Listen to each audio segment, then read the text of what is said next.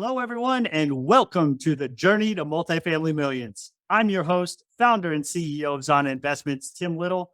And on today's show, we have with us Pete VanderVeen. Pete is the Director of Operations for Legacy Acquisitions, a firm that provides off-market cash flowing opportunities by partnering with the very best operators in emerging markets nationwide. Pete has an impressive and diverse background, which includes launching more than 10 companies and managing the optimization of a Fortune 5 company with over 12 billion in operations. Pete, welcome to the show. Thank you, Tim. Thanks for having me here.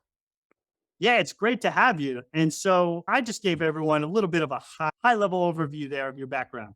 But on this show, we really like to get down into the details of how you got started on your journey to multifamily millions. So please tell us a little bit more about yourself and what brought you into the multifamily space. Sure. Yeah. Well, as you mentioned, I'm a big entrepreneur. I'm just built to fix and scale and grow. And I've always had a hunger to try to improve on the status quo. So that just led me from company to company. And one of the things that always intrigued me was construction. When I was in high school and college, I was in construction, building shops and stuff and industrial. So it really was something I enjoyed from day one. And as I progressed through my career, I started to do more and more real estate.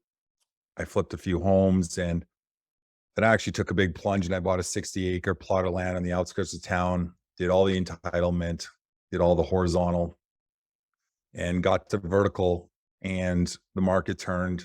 And of course, I was young and full of piss and vinegar. And I got to a place where I had a $4 million asset and no carrying capacity because I had soloed the whole project. And there I stood, and I walked away with $50K in my pocket. And so that didn't end as well as I had hoped. So that kind of set me on a path to do things differently, look at how I had done things differently, and then look at it more as a business endeavor rather than a quick flip. And then that led me to, as I exited my Fortune 5 position, my wife and I, we went and took schooling. We really studied multifamily. And then that really became my step into the multifamily world. I helped co-lead and co-launch a multifamily mastermind group out of San Diego with Ellis Hammond.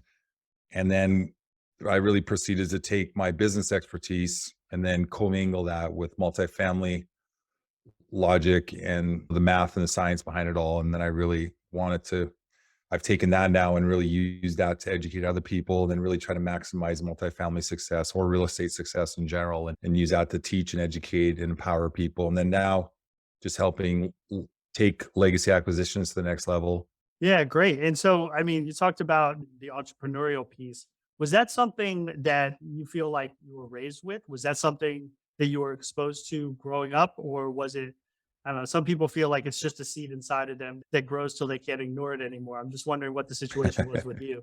I think like my parents were farmers, so I guess you could call them entrepreneurs, but not diversity driven entrepreneurs, so to speak. And I think for me, it was more like growing up and not having the confidence or not having the people that believed in you. So to me, entrepreneurialism was kind of my chance to be like, here, hold my beer. I'm going to go and I'm going to make things happen, and I'm not going to stop until I succeed. Yeah, and I have a whole lot of respect for the people who start that entrepreneurial journey early. You know, like you said, you're young, full of piss and vinegar, and no one can tell you can't do it. Luckily, you're not smart enough when you're that age to know what your limitations are. So you learn a lot of valuable lessons, I think. And sometimes they're expensive lessons, perhaps, but lessons nonetheless. Folks like me, we have to wait till we get a little older before that entrepreneurial fire burns enough to where we're like, okay, we're going to do the element's hot. Don't touch it again. Yeah. So that's kind of where I was at. I did the whole thing, tried corporate for a little while, doing management consulting, mostly on the strategic communications and change management side. But like, frankly, got bored, which I'll blame the military for. You know, you get used to doing different things all the time, getting levels of responsibility that are far beyond your capacity. And you either sink or swim. I didn't really see a whole lot of entrepreneurialism growing up, but that is certainly something that I want my kids to see. And whether they choose to be entrepreneurs or not, it's completely up to them. but I don't want there to be a stigma against it, which I think sometimes is the case in our very safe W-2 job society that we live in. Yeah, certainly. So another thing you talked about, you did the flipping thing for a little while. Can you talk to me about what that phase looked like and how successful you were at flipping? I think my work ethic and my drive really allowed me to fix and flip quite a few times successfully. I actually had one home I flipped it within, I think, 18 days. Did a light cosmetic, all flooring, walls, or flooring paint, fixtures, did some yard work, flipped it. But sometimes it was organic. Like I just had appreciated the value of one property, moved on, and then repeated that model. Sometimes I had just seen an opportunity and saw the opportunity in that value add proposition. So a lot of it for me was organic. It wasn't like I'd intentionally set out to invest into real estate, but it was more like, hey, I see an opportunity here. I've got some energy to kill. Let's give it a shot. So I've probably flipped around a dozen homes. And I think even the home that I live in today, we appreciated the value almost 100%. So I think I've got an eye for being able to offer and add a lot of value for a relatively low price. So I think that was kind of my niche. Nice. And so did you shift away from that? I know what I hear from a lot of people who did flipping originally and then have moved on because they felt like it was almost a job in and of itself. And while the cash can be great, the cash infusion that you're getting, it's obviously not as tax advantaged as longer hold stuff. So what were your reasons for shifting away from that? I think one was just the lack of leverage and capital that single family creates. And I think the second part is I think when you are in the flipping business, you need to be able to enter and exit quickly so you're not exposed to the market swings. And I think, like you said, a lot of times there's times where you can fix and flip quick, but other times if you're exposed for 2 to 3, 4 months, like we've seen it in this turn, like 3 months, 4 months can be the difference between boom or bust. Yeah, absolutely. I mean, cycles are still a concern in multifamily as we're seeing now. Folks who were in a couple of years ago, like everybody looked like a genius Yeah. because their values were going up exponentially. But things are starting to change a bit. And I think it's scaring some people away. But after the next few years, that's where we'll see who's left standing, right? Tell me a little bit more about those programs that you co-led and co-launched. You talked about Ellis Hammond. What was that program and what did that look like? So Ellis Hammond, former preacher turned real estate investor, he started what was called Kingdom REI. So it was really helping people multiply their talents, multiply their resources, and create a community-oriented kingdom impact through real estate success. So it was really a mentorship mastermind of sorts, basically focused on faith-based investors. And so I helped him lead that for a year. I think currently it's at roughly a 50-member size. So it's grown to a fairly significant community of people. And it was really based on helping people collaborate. So it was really taking people that are in the real estate space, whether it was commercial, multifamily, senior living, you name it, mobile home parks, it was bringing them all into the same room and realizing how much collaboration can occur when you get people the like-minded desire for real estate, get them all together, collaborate, deals would just start to happen. Yeah. And I think relationships are, if not everything, they're one of the biggest things in this Mhm. business. And that's true for passive investors too, right? Like what's the best way to meet someone that you think you can trust with your money to find out if they're capable Mm. of being a good steward of your funds is to go to events like that, be part of communities like that where you can talk to them, they can learn more about you, and you're meeting all, like you said, these like-minded people. So I think that's Yeah. a really important aspect.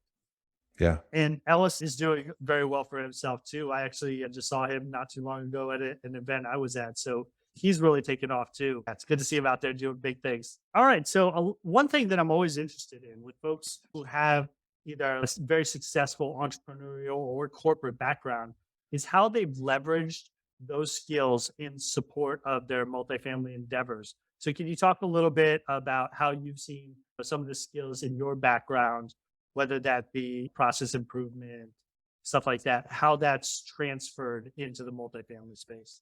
Yeah, one thing that I'm always really focusing on, and one thing that I'm quick to do, is I'm always looking for gaps or inefficiencies in the operational structure. And I think there's a lot of industries that you would think that they're operating smoothly because at 30,000 feet, they appear to be so. But I think real estate is certainly one of those that when you get inside, you start to see what's behind the curtain. You just start to see all these inefficiencies. And I think real estate is problematic in that respect because a lot of people come from sometimes brokerage backgrounds or they are realtors backgrounded. And so they don't come up the operational route, so to speak. So, and it's very solo culture, silo culture esque. So I think that has what from my experience, and I was guilty of that myself. I went the solo route and it led me to a place where I couldn't get myself out of a bind. And so I see a huge opportunity to optimize the real estate sector, to really bring optimization in and really bring collaboration in, bring these systems and procedures in that helps things run smoothly by really helping educate, elevate, and then empower the team to have a smoothly running entity. Yeah, and I think that's just as important for the real estate organizations, the sponsor teams, but it's just as important for those sponsors who are overseeing the property managers, right? Mhm. So when you're asset managing, it's one of the things that you need to be doing is finding ways to make that operation more efficient because a lot of people don't think about it this way, but when you purchase that property, you're purchasing a business. Mhm. And if you can find ways to increase income and expenses, then you're going to make that business more profitable. And I think a lot of operators, they don't focus on that as much as they do driving up the income piece, which is Yes. important. You have to be able to push rents up, or find other sources of income, whether you're bringing in laundry or something like that, or cable contracts. But one thing they don't focus on as much that I find is driving efficiency on the property management side. And do we have the right number of staff? Because the manning can be a huge suck on budget and stuff like that. So again, important on both sides, both for the companies themselves and for oversight of those property management companies who are actually doing the day-to-day of the asset. Absolutely. So I know you're big on continuous improvement and creating standard operating procedures, these SOPs. And I have to tell you, as an Army guy, that just warms my heart because we're all about that stuff. Write Yeah. it down so that if I get hit by a bus, the guy next to you can pick up that book the next day and figure out how to do your job. That's the Yep. ideal situation, right? So can you give us an example of inefficiencies that you've identified either on a property or even within your own company, and how you were able to, like, one, identify that and then to improve it? Yeah. One of the things I realize, there's a lot of gaps in the industry. One is certainly there's a lot of companies and entities that are really promoting the education side. So what happens is a lot of these students come out once again full of piss and vinegar, being like, I got my multifamily education. I understand cap rates. I understand these calculations. I understand how to calculate NOI. And then they get into the marketplace and they're like, now what? So I found that there's like a huge talent dump that just shows up there where all these people come out of spending 30,000 on multifamily education and then they don't know what's next. No one's there to lead them to the next level. So one of the things that I found when I saw that is we really need to do better as an industry to not just sell people a ticket to the show, but actually have them partake in the show. So that's what our team has really been doing is we really want to walk our team and bring in people to have them experience the whole thing from start to finish. Because I think that's one of the things that we're doing in Injustice is selling people education. And then we're like, good luck with that. Have fun. Like, we'll talk to you later. Thanks for your money. But that's definitely a big gap I saw where there's not enough people in the industry with the experience from A to Z. And so collaboration certainly need to improve to improve upon that. But then the next part of the business that I saw as problematic is everyone, it's kind of this herd mentality. So it's like everyone goes and capital raises, and then everyone goes and tries to source new opportunities. And at least the companies that I've started to work with is we don't have a continuity plan. So it's like we spend all of our energy raising capital, and then we spend all of our energy doing something else. And we end up with these big stacks of laundry, so to speak, from every one of these endeavors. And we're not flushing things out all the time. We don't have a good organization. We're not built and positioned to scale. And all we do is kind of task oriented things. And I think that comes back from because a lot of people in the industry are, and you and I are obviously cut from a different cloth, but a lot of people in the industry have worked their way up through real estate so that they're just used to being like, hey, I used to be a realtor. I used to list homes, or I used to do whatever it was, or I used to be a broker. But one of the things that I found is when you just focus on things in a task-based manner, there's not an efficiency, there's not a collaborative environment, there's not proper communication, there's not proper organizational analysis, there's not proper, like, you're not even SEC compliant because your post-raise documentation is just a pile of a stack of paper in a shoebox.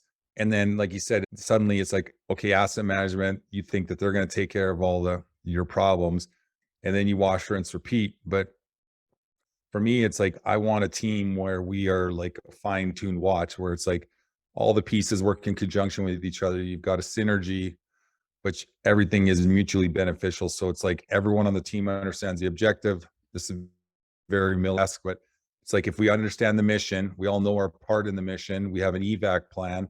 We know where the hazards are. We know how to respond. We know the trip hazards that are coming up.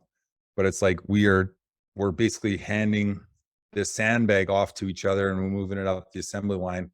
Whereas an inefficient business is like, everyone picks up the sandbag and drops it, and the next person picks it up and drops it. So you get this very inefficient chain of command and this very labor intensive model that's high energy, low effectiveness, low output.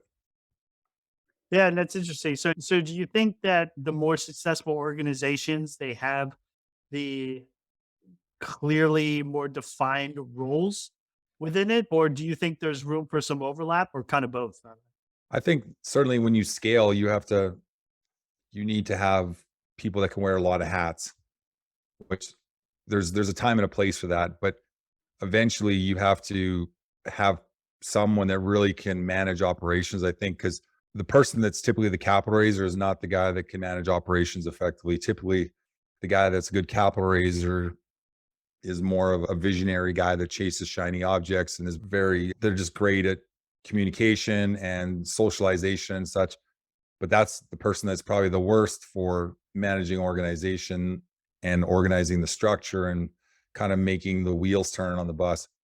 And that's where I think a lot of teams, they may be good at capital raising, but then when it comes to the organization, the operations, they're not very well versed in that. So I think you really need to have a team of people so that you complement each other, but you really manage obviously effective sales, effective investor relations, and effective operations. And then I think one of the parts that most people fail on too is the customer relations side. Like I don't want to buy a vehicle from any dealer because I know the support and the service is the most important part of the vehicle. And I think when it comes to multifamily, I know some guys like Dan Hanford talk about investor donation, which is the people that invest with a multifamily group, a syndication team, or an operator, and they don't hear back from them. They don't get the support. They don't get the white glove service. So eventually they're like, well, that's the last time I'm working with that group. So I think in order to perform from A to Z effectively, your support needs to be there, your operations needs to be, and your investor relations needs to be there. But everyone needs to know the game plan. Yeah, and I think in the military, we would most likely call that just commander's intent. What is the overall intent? As long as everyone has a general idea of what the commander's intent is, they can all move in that direction. They may have to make independent decisions and overcome obstacles, but everyone's moving in that same direction to get closer to whatever the goal is, the intent. That makes a lot of sense. And then in terms of different team members, I guess some of it too comes down to as a strengths and weaknesses. That's one thing that we hear a lot in that whole education piece. Well, what are you good at? What do you like to do? And I can underwrite a deal. Doesn't mean I want to. It doesn't spark joy for me to open up an Excel spreadsheet. I prefer to be, again, more on that asset management side, because to look from above, identify problems, figure out creative ways to solve them, it just feels more engaged to me. So I think for people, you're right. Sometimes these programs do a disservice, paying considerable amounts of money, and you're provided the education and maybe a piece of paper at the end, like you just graduated college or something. But it's like, where's that job? Where's that deal? Right. No one hands that deal to them on a plate. So we as an industry have to find creative ways to incorporate those people. And I think a lot of that comes down to their network, really. And have they made relationships as they were learning that they could go to folks, prove that they're providing value, and then they'll want to be brought on because of the value that they're providing. So there definitely is that entrepreneurial piece of, you have to be a little bit scrappy, at least scrappy enough to show someone else who's already doing the thing that you can do the thing too, and help them in some way, I think. And you talked about the customer relationships piece, and I couldn't agree with you more. It's really unfortunate. And this is part of the reason why I think everyone who wants to be a sponsor, be on the active side of things, should passively invest first. One, because I think it's great for education, right? To learn the business from the perspective of the investor, but also you get to appreciate better the situation that the investor is in and what they want to see, what they expect. So if you've done that, you're like, hey, if I was the investor and this guy didn't talk to me for 2 months after he got my money, I'd be worried. And like you said, I'd probably never use them again, because the mind starts to wander when there's uncertainty, and that all of a sudden they're thinking the worst is happening, even though that may not be the case. But that's why just communication in general, be it good, the bad, is just so vital in this business. All right. So we covered a lot of ground there, but we do need to move on to the turbo round. So I'm going to ask you 3 questions that I ask all my guests, and I just want you to give me an honest, quick answer on these. So the first one is, what is one red flag every investor should look out for? And that could be either a passive or an active investor. I would say, especially nowadays, I think the most imperative piece of the equation is someone that wasn't conservative enough from their underwriting. So I think some people try to underwrite to make the numbers look good, but nowadays it'll kick your butt. Yeah, for sure. And that's the thing about an Excel spreadsheet, right? You can make the numbers do almost whatever you want if you tweak things here and turn things there. But you need to understand what their basic assumptions are, because those assumptions, I think, are going to tell you whether they are being conservative or not. All right. What is a myth about this business that you would like to set straight? I think a myth is that you can do this, or that it's easy to begin with. I think that's a myth. And that anyone can do it. I think it's also a myth that, I think we'd touched on this before, but it's a myth that too many people try to keep things to themselves. They want to keep their deal close to their chest and not bring in other people. I think whether it's military or whether it's business, if there's more hands, it makes light work. And certainly you need the right team, but I think I would rather have more people and do a better job and be better positioned to scale than to have less people and have a bigger share of the pie. Yeah, couldn't agree more. I see some people get greedy, and that's going to kill deals. Like, you may get a bigger slice of that pie, but what if you irreparably damaged a relationship with someone who would have done business with you, would have partnered with you, and then you can't get that next deal across the finish line because you wanted that extra 1 or 2% slice of the pie. So yeah, that's a big deal. And I think especially for the folks that are just coming into it, it's hard to get over that. Some people have the right mindset and they're like, hey, any slice of the pie, I don't care. I just want to be on a deal. And other people are like, yeah, but I want to be financially free within 2 deals. Well, okay. Right. Don't we all?